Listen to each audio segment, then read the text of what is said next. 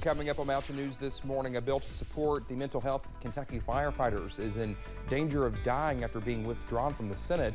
And several churches in our region come together to prepare for a special Easter celebration that welcomes people of all denominations.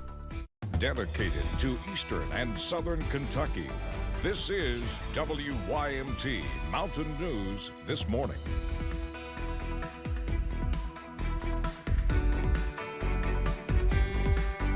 All right, 6:32 on your Monday, the beginning of the work week. The weekends are never long enough. I'm Dakota Makris. Good morning to you. Hey, Cameron, let's start a pact, or I don't know if it's a pact, but how about we just take Saturday, Sunday, Monday off, and we'd have us a 3-day weekend? Well, if that was the case, Dakota, I wouldn't work because I work the weekends on Saturday and Sunday. But I got another pact for you. How about this? How about we properly run the teleprompter when Cameron has to read it? That was sabotage. It was not. It was. That's what I'm going with. I can't help that you're just, I don't know, not as seasoned as me. Not as seasoned, like I can't even see the script because of you. Yeah, but this morning we are watching out for possibly a few showers out there. Most of us are quiet at this hour, but a few more pop-up showers are possible on your Monday morning commute. Here's a live look at Pinpoint Doppler at this hour. And again, most of us waking up quiet. Most of that green is just some ground clutter, but we are tracking a heavier shower just to the north of I-64. This is just outside of our coverage area. But again, if you're traveling along I-64 this morning, you may run into a few sprinkles out there as you step out the door, as it is approaching Carter around 6:42 this morning. So about 10 more minutes, you could see some heavier rainfall over in Carter. Temperatures this morning not too bad, upper 40s, lower 50s, 48 for Prestonsburg, 45 in Jackson, 43 in Ashland, and 48 at this hour over in Harlan. As you wake up and step out the door, temperatures not too bad, only a small chance of a stray shower, but you may need the umbrella at times, not only this morning, but also into Tuesday. That full forecast coming up in just a little bit. Dakota? All right, Cameron, thank you. A death investigation is underway in Laurel County after a body was found near Marsh's Branch off of Laurel Lake Sunday afternoon. A fisherman was the one who found the body. The person was identified as 34-year-old Justin Hamlin from London. An autopsy is scheduled for this morning in Frankfort to determine the cause of death. Kentucky Fish and Wildlife and the Laurel County Sheriff's Office are leading the investigation. Police say a man was shot during a suspected break-in attempt in Wayne County.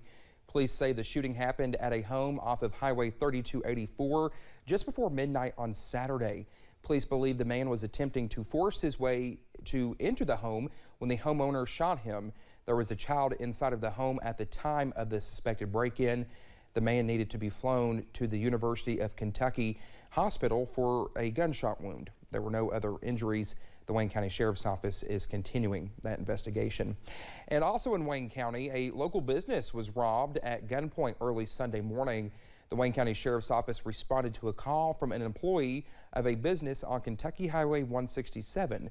When deputies arrived, the employee told them while she was closing for the night, a man entered the store carrying a handgun with his face covered. She said the man forced her to the back of the store and shut off the electricity. He then took what was in the cash register and left the business. The employee was not hurt in the robbery. Police say there is currently a person of interest as their investigation continues. A person needed to be rescued after they fell 80 feet off of a cliff in Wolfe County Saturday. The Wolfe County Search and Rescue Team says the person was climbing on the railing of a deck at the Cliff View Resort in Campton before the fall. Members of the team created a rappel line down to the patient and discovered they had severe injuries. A helicopter evacuation was requested but had to be canceled because of the high wind conditions. Officials said they put a patient in a rescue stretcher and lifted them to the top of the cliff, where the person was taken to a hospital by ambulance. No further word was provided on their condition. And over in Powell County, a person was rescued after falling 90 feet on Saturday around 1 a.m. Red Star Wilderness EMS responded to Hollerwood Park in Stanton for a person who had initially been reported as had fallen 50 feet. When paramedics got there, they found the person had actually fallen 90 feet, hitting at least one ledge on the way down. The person was suffering from a possible spinal injury, broken limb, and potential hypothermia, and was taken to UK's trauma center. A bill to support firefighters is in danger of dying after it was withdrawn from the Senate last week.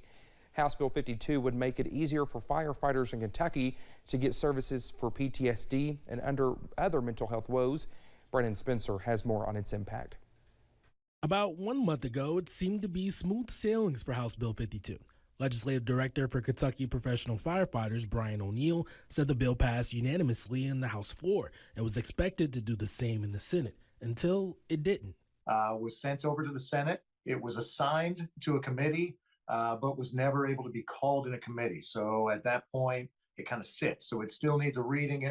It still needs to pass a committee and go through 3 readings. House Bill 52 expands on a bill that was passed 2 years ago, ensuring firefighters get the treatment they need and makes it easier for them to get a diagnosis for their mental struggles. If it doesn't pass, the impacts can be detrimental. There are some firefighters right now receiving benefits that will drop off and lose that if we don't get this passed. O'Neill says the cost for this bill has already been funded, so all there's left to do is to prove to the Senate how important this bill truly is. So we will have some conversations with senators over the weekend. We will also be speaking with senators Monday and Tuesday, trying to set this up to make sure that we can either get it attached to another bill that can make through, or that it can get the readings necessary on Wednesday and Thursday to make it through. Firefighters say they're the helpers, not the takers in society, and the stigma behind mental health makes it hard for firefighters to get the help that they need.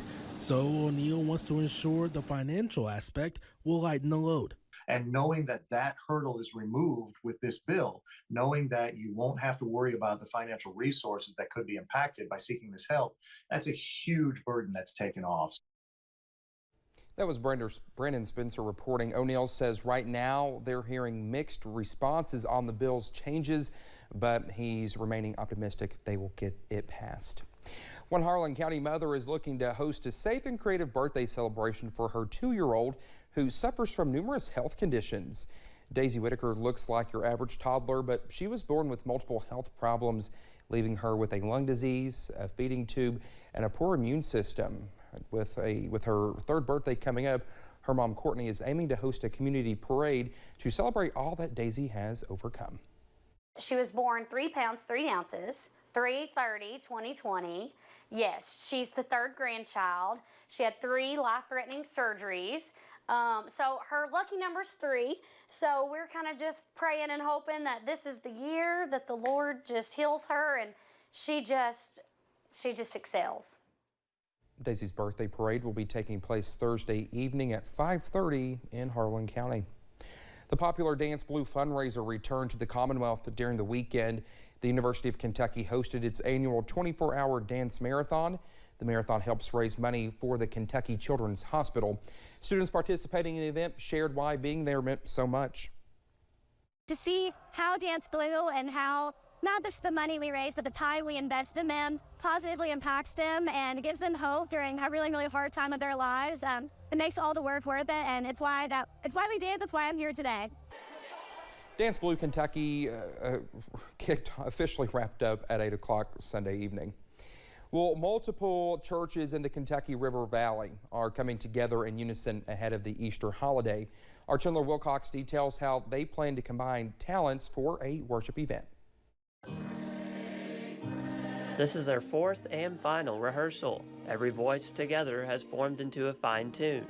We have the best voices from 14 churches in this area all coming together, and it's going to be a very worshipful service. Worship leaders found the idea of collaborating for a cantata as a way to celebrate Easter, and this will be their first edition. This would be a great opportunity to collaborate with the musicians throughout the county because we have tons and tons and tons of talent. The idea of going beyond denominations and working together did not seem daunting either. We have a real sense of cooperation in this community. I see it in many different areas, but we are just especially delighted that 14 are coming together for this one event. The event will include biblical narrations, singing, and a little brass too. In Hazard, Chandler Wilcox, WYMT Mountain News. The cantata will be held at New Hope Church on Sunday, April 2nd at 6 p.m.